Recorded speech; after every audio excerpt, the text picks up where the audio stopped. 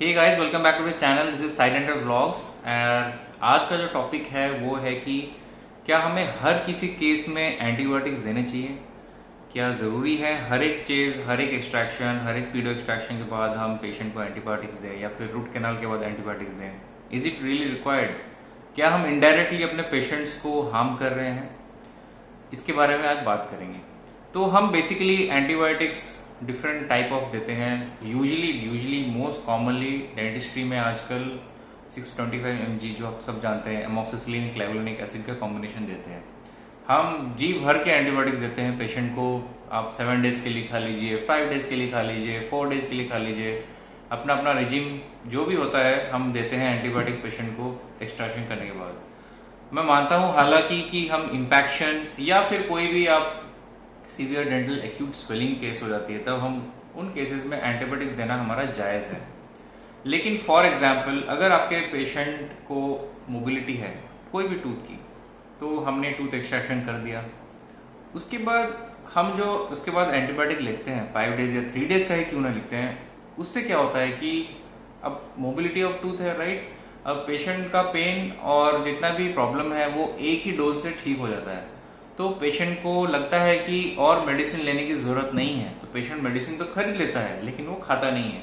तो जो incomplete patient जो मेडिसिन जो टेकअप कर रहा है, जो पूरा कोर्स नहीं कर रहा है, that leads to development of antibiotic resistance. मतलब कि नेक्स्ट टाइम पेशेंट जब स्लोली एंटीबायोटिक खाता है वो एंटीबायोटिक असर करना कम कर जाती है, क्योंकि हमारी बॉडी के अंदर जो बैक्टीरिया है वो ऑलरेडी म्यूटेट कर जाती है अगर हम फुल डोज ऑफ एंटीबायोटिक्स ना खाएं तो ये एक मेजर प्रॉब्लम है इंडियन सब कॉन्टिनेंट में, क्योंकि इजीली प्रेस्क्रिप्शन जो एंटीबायोटिक्स है ओवर द काउंटर भी मिलती है। अगर आप किसी मेडिसिन स्टोर में जाएं और बोलें कि मुझे ये मेडिसिन दीजिए, ऑफ्लॉक्सिसिन नॉनाडेजोल दीजिए, पेट खराब हो गया, तो आपको वो एक टैबलेट दे देता है, उसी से आपका पेट खराब ठीक हो जाता है।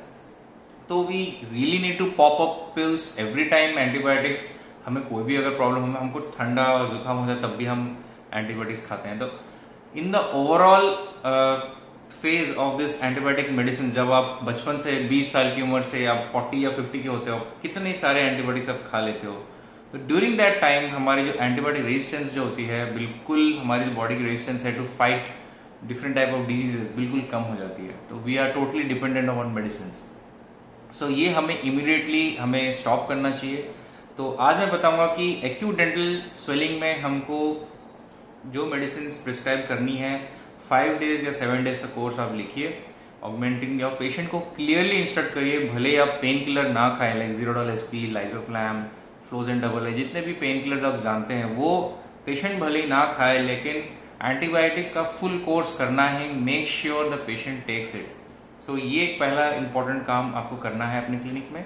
दूसरी चीज़ ये हो गई कि अननेसेसरी जैसे कि पीडो एक्सट्रैक्शन आपने किया या फिर कोई ग्रेड 3 मोबाइल टूथ को आपने एक्सट्रैक्शन किया, तो उस केसेस में एंटीबायोटिक देने की जरूरत यूजुअली नहीं होती है, क्योंकि पेशेंट 2-3 पेन किलर अगर खा ले तो उसी से पेन कम हो जाता है, इन्फ्लेमेशन भी कम हो जाती है, वुंड हीलिंग भी हो जाती है। अब आप बोलेंगे कि बिना एंटीबायोटिक के घाव कैसे सूखेगा, वुंड हीलिंग कैसे होगी? तो जिस वजह से टूथ मूव हुआ है, सोर्स ऑफ इन्फेक्शन और फोकाई ऑफ इन्फेक्शन जिसको हम बोलते हैं। अब फोकाई ऑफ इन्फेक्शन मतलब क्या होता है कि टूथ के पेरियापिकल रीजन में, रेडिकुलर पल्प में, कोरोनल पल्प में Streptococcus mutans, which is the most common organism which causes dental caries, actually Streptococcus Rattus है, आप स्टूडेंट में देख सकते हैं।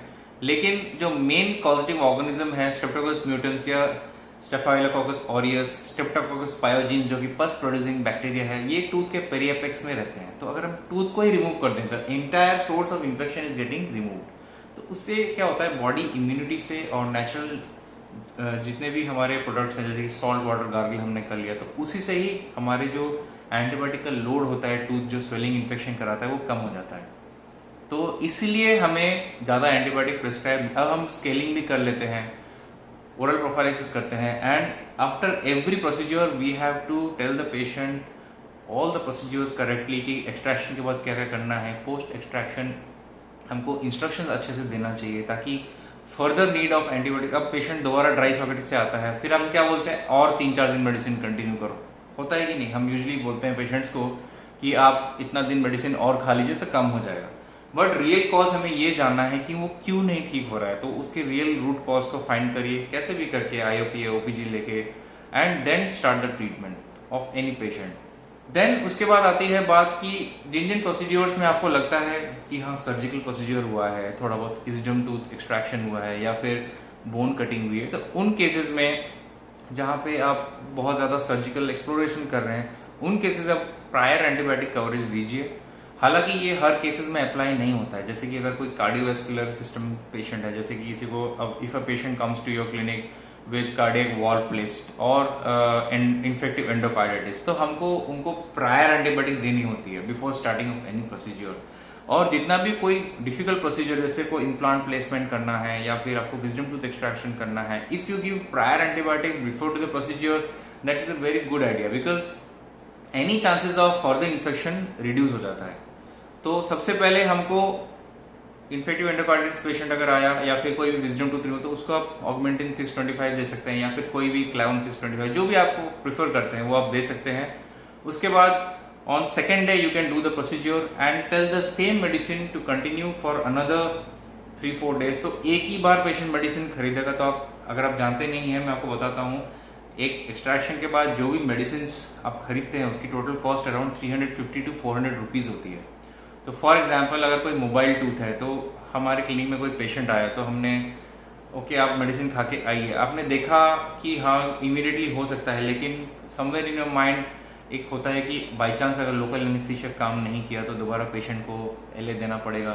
तो ऐसा नहीं होता है। आप देखिए अच्छे से, और देखिए पेशेंट एक बार मेडिसिन खाएगा, स्पेंड करेगा 400 जितना भी है, देन पेशेंट का मेडिसिन खाने से पेन ठीक हो जाएगा। अगेन 15 दिन बाद फिर से पेशेंट का पेन होगा, तो पेशेंट क्या होगा, फिर से आपके पास आएगा, फिर आप बोलोगे कि नहीं एंटीबायोटिक। तो इस तरीके से क्या होता है कि एंटीबायोटिक ओवर यूज हो रहा है हमारी डेंटिस्ट्री फील्ड में और हमारी सोसाइटी में भी। तो ये हमको कम करना है। और एक और इम्पॉर्टेंट बात कि जितने भी ऑफर्स वगैरह MRs वगैरह देते हैं, जितने भी डिफरेंट टाइप ऑफ ऑफर्स कि आप ये दीजिए और वो ले तो ये मिलेगा गिफ्ट्स, उसको बिल्कुल एक्सेप्ट मत करिए। आपको अपनी प्रैक्टिस अगर ग्रो करनी है अच्छे से, तो कभी भी लालच नहीं करना चाहिए। और जितने भी जो MRs जो मेडिसिन आपको देते हैं, उसका जो गिफ्ट देते हैं, आप बोलिए MR को कि मैं ये मेडिसिन, आप मुझे कुछ सैंपल दीजिए, मैं पुअर पेशेंट्स को ये मेडिसिन मैं दूंगा, और अगर ये मेडिसिन अच्छे से पेशेंट्स पे काम करती है, then only I will write this medications. Don't accept any kind of gift. अगर आप गिफ्ट एक्सेप्ट करेंगे तो you will be obliged to write those kind of medicine to the patient, right. मतलब कि अगर आपने पैसे ले लिए या फिर कोई गिफ्ट ले लिया, तो आपको लगेगा कि यार उसने दिया तो मुझे लिखना चाहिए। हालांकि वो पेशेंट के लिए जरूरी नहीं होगा, लेकिन फिर भी आप लिखेंगे, क्योंकि तो this is not a good idea. अब हालांकि मैक्सिमम डॉक्टर्स इसे करते हैं, लेकिन खुद ही इसको बोलते हैं खुद के पैरों पे कुल्हाड़ी मारना। तो आपको अपनी प्रैक्टिस ग्रो करनी है, अपना नेम अगर आपको अच्छे से ग्रो करना है, तो little bit you have to be cautious in writing medicine also. तो आज का वीडियो इतना ही। आपको पता होगा कि मैं क्या बोलना चाहता हूँ, आपको समझ में आ गया होगा may be. And love you all, take care, please do follow me on Insta, sai_dental. I regular post pics over there about really different cases. Take care, have a very good day, bye bye.